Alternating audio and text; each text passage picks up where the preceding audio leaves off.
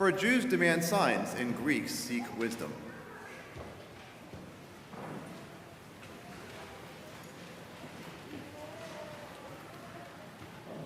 Jews seek signs, Greeks seek wisdom. What do you seek? Now that's a big question. So it begs the question, what do you mean? Because you seek many things, of course. You seek the right diet for good health or to lose weight. You seek the right job that will provide for you financially or give you job satisfaction. We can go on, but the question that I'm asking is, what do you seek above all? Now, many people never ask this question of themselves. Stephen Covey famously suggests that in order to get to the bottom of what we desire above all, to write a personal mission statement. But to do so, the first draft takes typically 20 minutes. To get it to something that you actually are ready to work with might take days or even months. To get people started, he used to say, picture your tombstone and sit with that for 2 minutes. What will be written on it? What will your life's witness be that you sought above all? Because that's all that will remain. So that is what you seek. Now, someone's saying, all right, Father doesn't usually give us these heavy questions till at the end of his homily, so we're not quite ready for this yet. But we'll come back to this. So let's look at what St. Paul says to the Corinthians to help us gain clarity on this question for ourselves. For Jews demand signs and Greeks seek wisdom, but we preach Christ crucified, a stumbling block to Jews and a folly to Gentiles. So Paul points out a contrast between what the Jews and Gentiles seek, two different cultures with different priorities. Understand, this is not an absolute difference, but a generalization. For example, countries further from the equator tend to wear darker colors. Cultures closer to the equator tend to wear brighter colors. They both wear both dark and light colors, but it's a matter of the primary thrust of that particular culture. And so that's the point that Paul's getting at. Cultures can have a primary motivational thrust. And you and I, likewise, are influenced by the primary motivational drive of our culture. There's a current that we swim in, and we're carried along with it. But his point is that both cultures, all cultures, really, have one thing in common: that the cross is the ultimate fulfillment of what they desire. Not what they should desire, it's the ultimate fulfillment of what they desire now. But there's a problem, because each culture resists the cross because it seems to be contrary to what they seek. Now, Paul isn't writing to Jews and Gentiles who reject the cross. He's writing to Corinthian Christians. Some are Jews and some are Greeks, and many of them are still influenced by their old cultural priorities. And those priorities make it difficult for them to embrace the cross fully, even though that's what they all confess on some level. And so what he's saying, and I'm thinking about the larger passage, even beyond what we just heard today, what Paul's argument is, what he's trying to gain them to realize, that if they were to fall back on the sway of their former culture, they would forfeit their life in Jesus Christ. In fact, earlier he says that those who follow the wisdom of the world are perishing. That is, they would lose the true power of God that comes through the cross alone. In this way, St. Paul also speaks to you and me. The Corinthian society was a lot like ours. It had a middle class, a merchant class, and it was diverse. But most significantly, it had the pressure of secular ideas that pose as wisdom. Now, likewise, Paul doesn't want us to get derailed by the false wisdom of our day. There's a Jew and a Greek in each of us, but only the cross, he wants to remind us, is the fulfillment of your desires. So far, so good. But signs and wisdom make more sense than the cross. I mean, even if you intellectually acknowledge that the cross is good, moment by moment, day by day, it doesn't make sense, always, at least to our immediate perception. So let's look a little closer at the expectations of these Jews and Greeks and how their desires relate to what you and I want as well. Jews demand signs. Well, the miraculous signs of Moses set the pattern for the Hebrews. The Egyptians were vanquished, and God provided for his people. Hebrews had their own wisdom tradition, and Rabbi Jonathan Sachs, however, points out that the primary focus is how God worked in history to set apart a particular people. The signs showed that this culture is favored by God, and they still wanted to be affirmed by signs and wonders. Let the Romans be toppled by the Messiah in this way. Is that you? Not exactly. But there are times in which you just want God to make his power known through a miracle, aren't there? Now, of course, this would erase any doubts in your mind, or would shame anyone who doubted your faith. Now, is that a bad thing? Paul doesn't say so. After all, Jesus worked miracles, and he still does.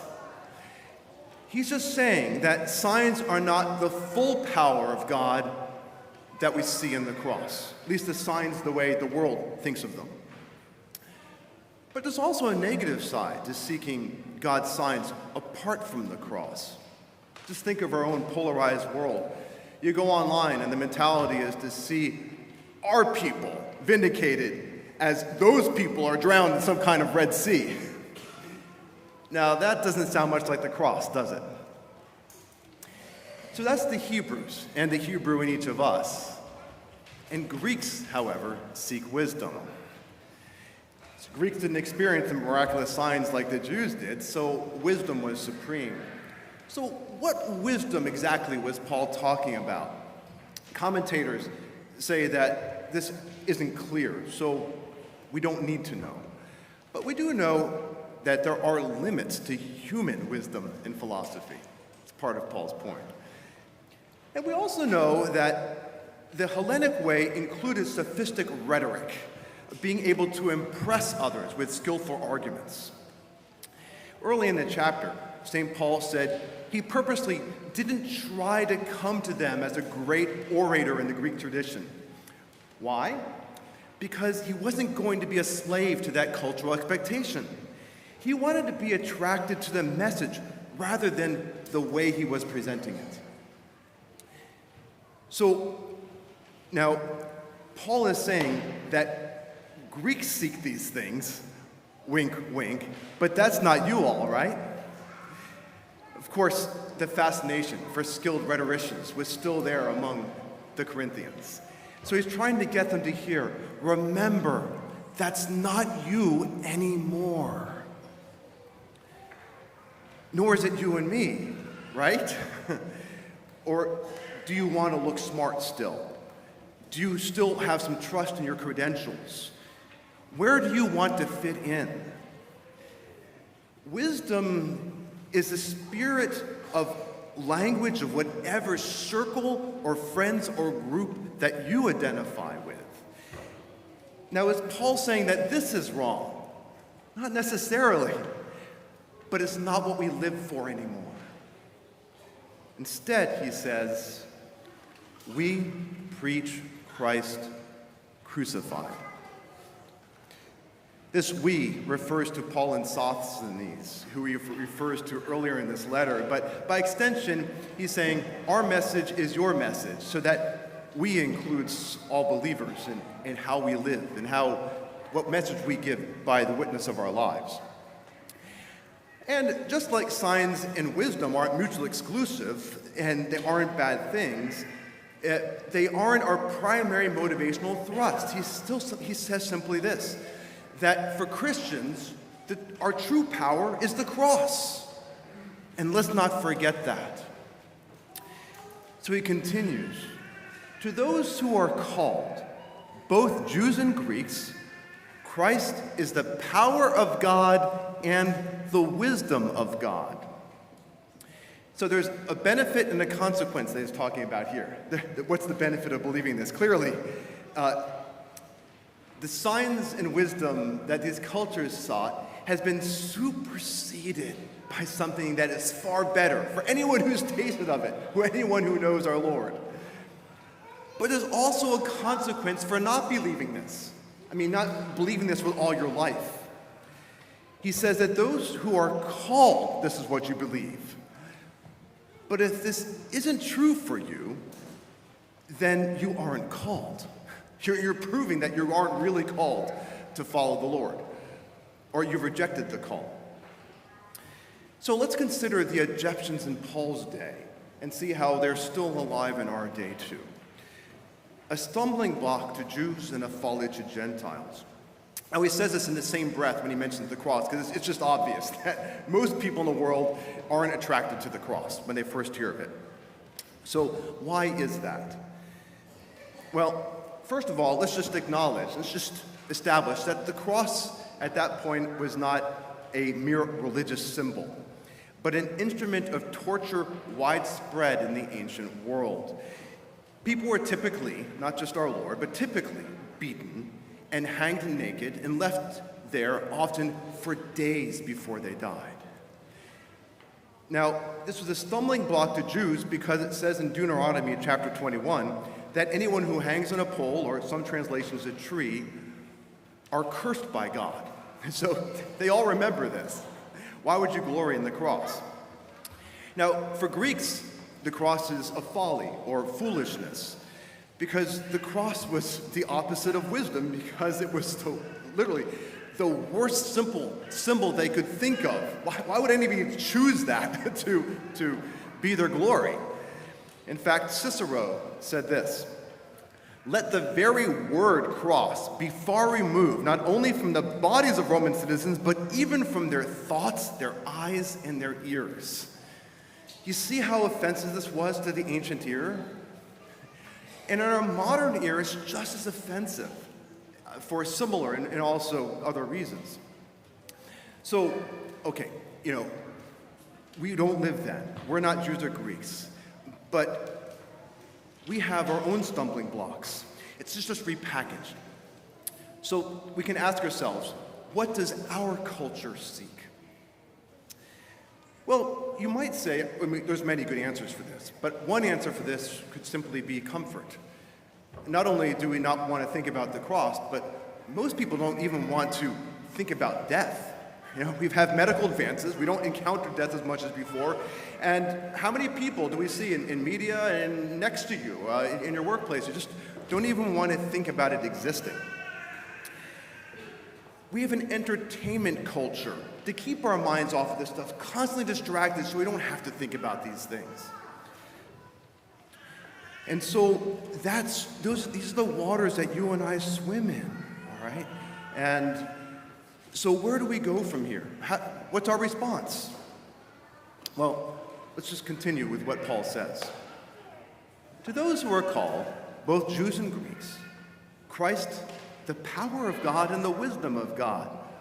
For the foolishness of God is wiser than men, and the weakness of God is stronger than men. But do you experience this day by day? Paul here uses deliberate understatement to make a point. The foolishness of God is wiser than men, to say the least. So the cross isn't just better than Hebrew signs or Greek wisdom. It is the fulfillment of their signs and their wisdom. It is the fulfillment of any comfort that one would desire as well. The cross is the greatest miracle. It is the greatest sign. And Christ is wisdom incarnate. But why don't they see it? Why don't you see it sometimes in the middle of the day? Well, for them, perhaps it's because they haven't listened to the message. They haven't heard the rest of the gospel story. They're not ready. They can't receive it. But also simply because the cross is counterintuitive. And it remains that way when we encounter it often as well. So we might think of the cross as being like white light. How? Well, let's say the Hebrews seek blue light. That's their signs, just by analogy. And Greeks seek red light, which represents their wisdom. And what is the cross but just plain old white light? That's not a color. They're not interested in that. But if you combine red light and white light just right, it appears white. So it is fuller, more complete than what each of them sought on their own. Now, some of you may know that if it's even easier to make light appear white if you combine blue, red, and what? And green. In fact, that's the only colors we have behind our computer screens. And so you can call green the comfort-seeking of our own culture. And we have pure white light when all the colors of the rainbow, of course, are combined. So what is this analogy telling us? That the cross completes everything. It is the fulfillment of all our desires. But the problem remains is that, when you combine these colors in a prism, right, we don't see beyond the prism. We're not in the prism.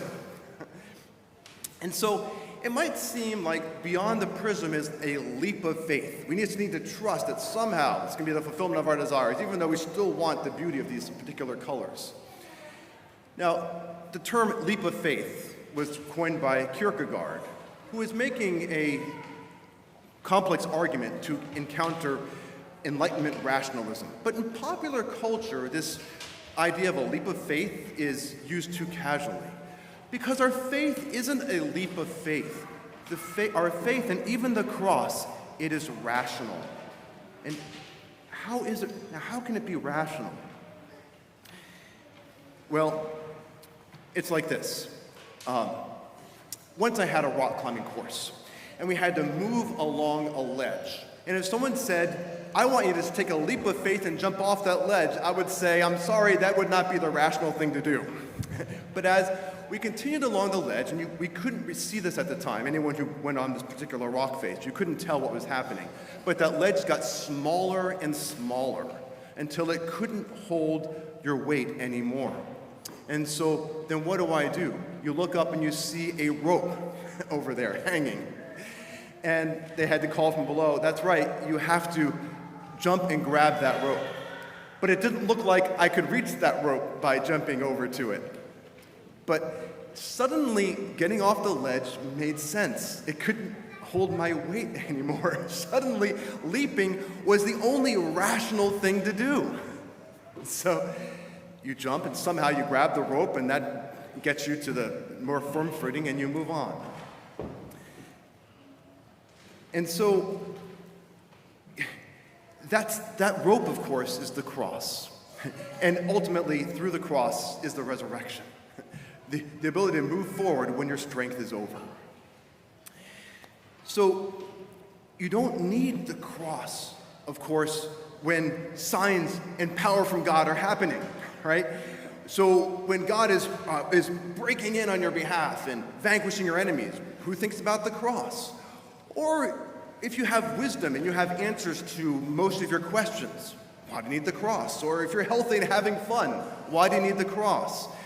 But on your deathbed, when there are no more signs to help you, there's no more wisdom to save you from this sickness, and you're not having any more fun and the health isn't there, where do you turn?